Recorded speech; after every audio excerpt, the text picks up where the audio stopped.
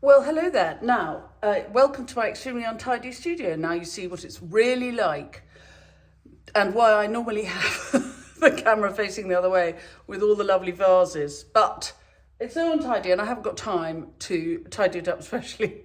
So I thought what would be good to do would be a little clip. I've got a client who's having lots of buckets of mixed flowers and foliage for an event this weekend.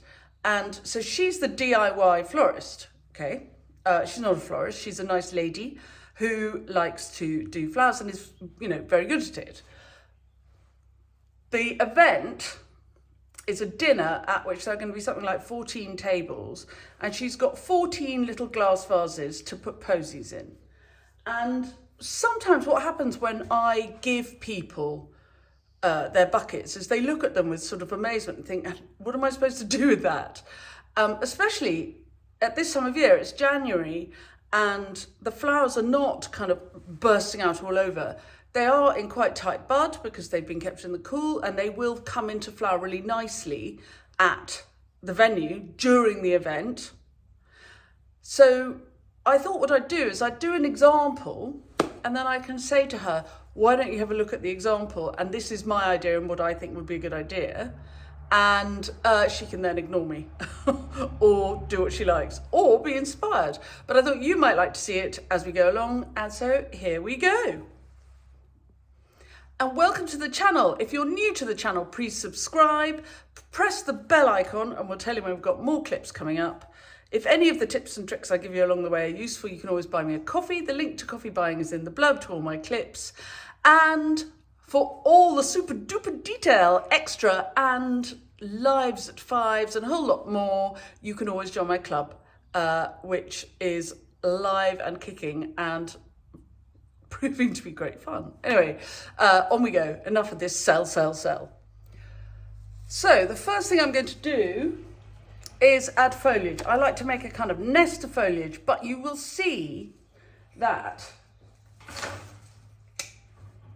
by adding my foliage piece by piece and using the side of the vase there to lean each stem against, there is one end and the stem is leaning out here.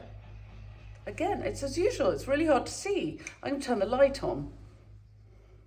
There, that's a tiny bit easier. One of you very kindly said, and is quite right, that I should have a black background that I can do all my filming against.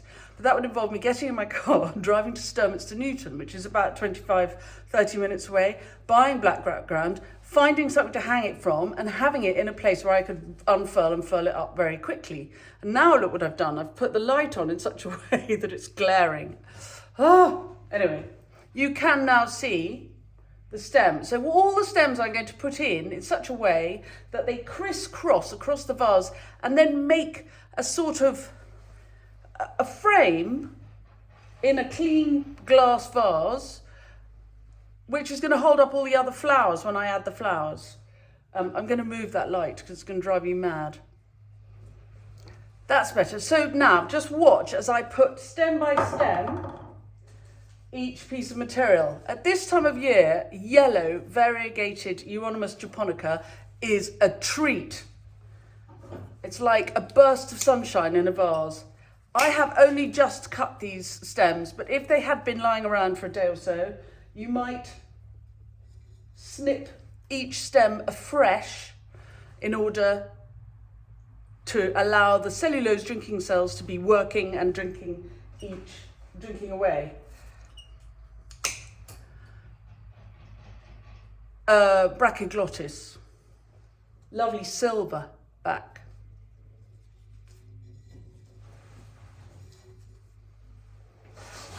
And I'm not worried too much about what the whole thing looks like. Griselinia. Because as I add more material in, the more material I add, the fuller it will look.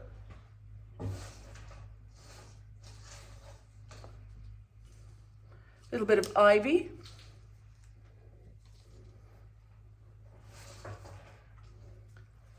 Pittosporum.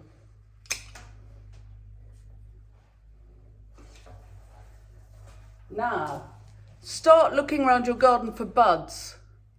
This is hornbeam, but you might have beech. Now this is where I can add height without adding size.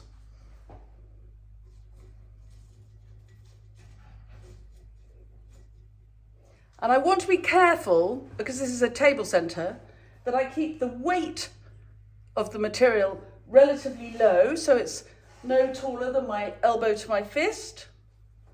But equally, by adding twigs that you can see straight through, you're adding height and wow factor without getting in the way.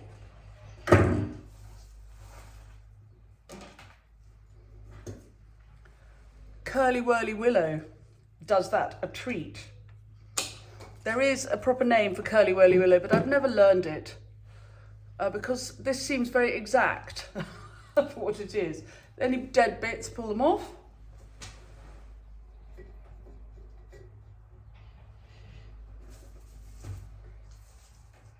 The last of the bobbly ivy. The pigeons have had most of the bobbles.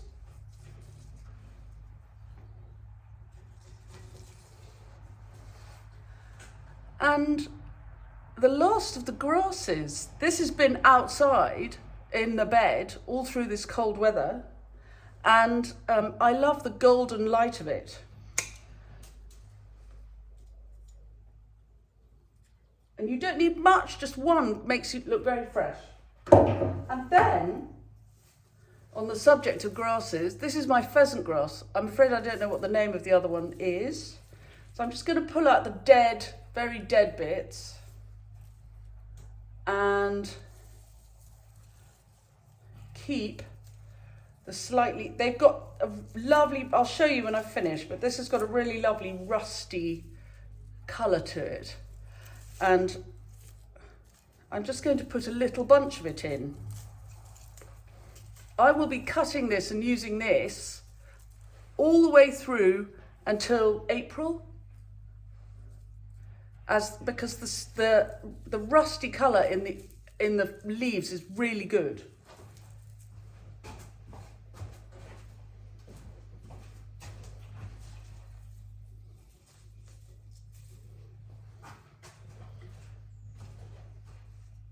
Right, there are a couple more things I'm going to get, so hold on. Again, good to look out for at this time of year. The first catkins. Here we have hazel, and I still have lots of brightly coloured willow. I didn't sell it all. Really, really useful in floristry at this time of year because look at the colour. Isn't that fantastic? I've taken off the side shoot so it's not too tall, and I'm putting it in a little handful.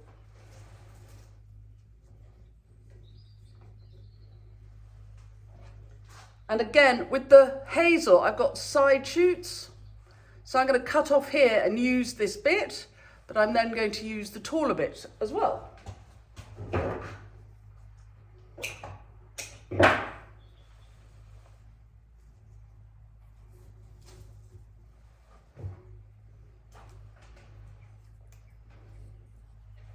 Right. Let me take you for a little walk around. You can see what I've done. So it's very simple.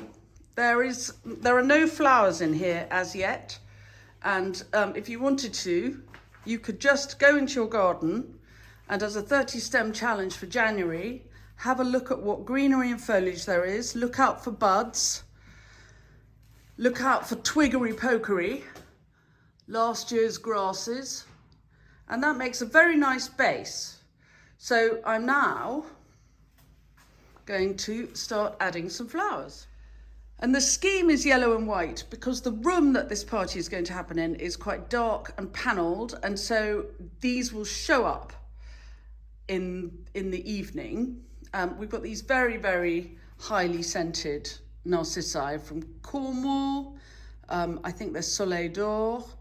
And then we have white and yellow tulips from Smith & Munson in Lincolnshire, Cornish Alstroemeria, which again will come out in the warm, and real fancy pants time. Here we go, the first of the year, hyacinths.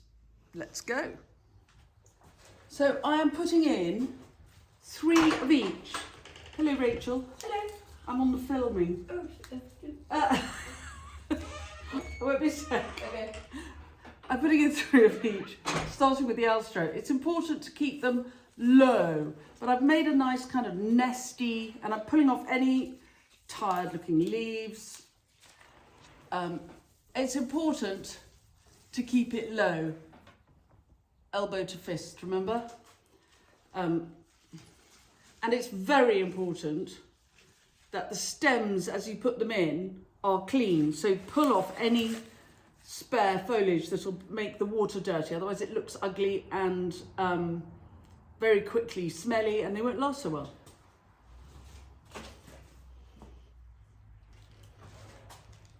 So then we go 3 each of the tulips. And remember, the tulips are going to grow, so tuck them in a bit and they will grow out of the arrangement.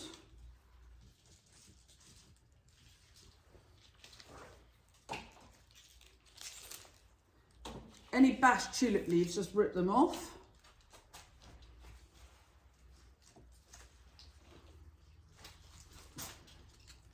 And I'm not fussing too much about where everything goes, because I know that with this kind of floristry, the flowers will find their own place. You know, you can try and make them be what you want them to be, or do what you want them to do. But my mother always said that if you have an argument with a flower, it's an argument you've already lost. So I just pop them in and I just trust them to get on with it themselves. So all we need now are the hyacinths.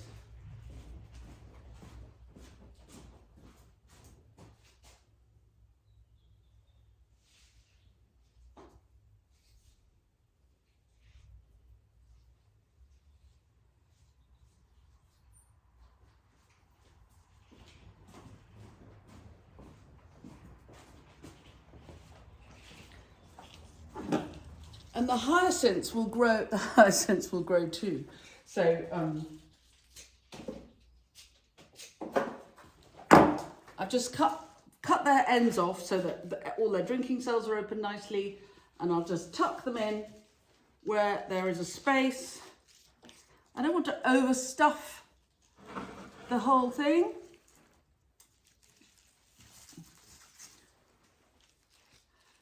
And there, pretty much,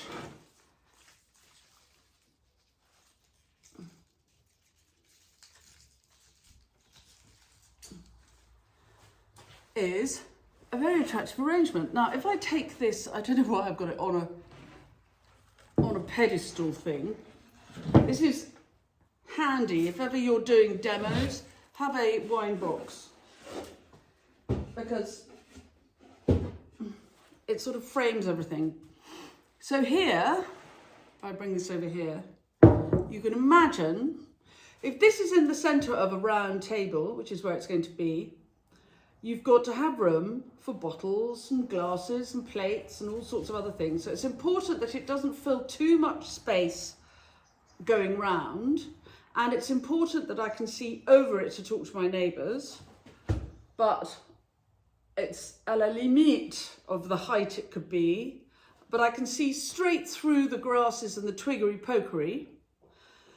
If the room is dark, the lighter colours will glow. The yellow is cheerful. This is a young people's party, so let's have cheerful colours for the young people. And it won't take up too much room on the table. It's really, really important to think about, to consider whether there's room on the table for everything. But the twiggery pokery, look, the end of the curly whirly willow is right over here. So the volume of space engaged with by the twiggery pokery is much bigger than the volume of space actually of the dense middle of the flower arrangement. And so the appearance is of something much bigger without meaning you can't see through it. Anyway, there's my idea for my lovely friend who is doing all these flowers this weekend. I hope she has a really lovely time. I'm going to put everything else is going to go into the buckets ready for her to pick up tomorrow morning. And spend the day making nice posies for her in her own vases. And I'm actually going to take this one to Number 1 Bruton, my little hotel up the road, where I do which I do flowers for every week, and they can enjoy them. There you go. Have a lovely evening, everybody. I'll see you soon.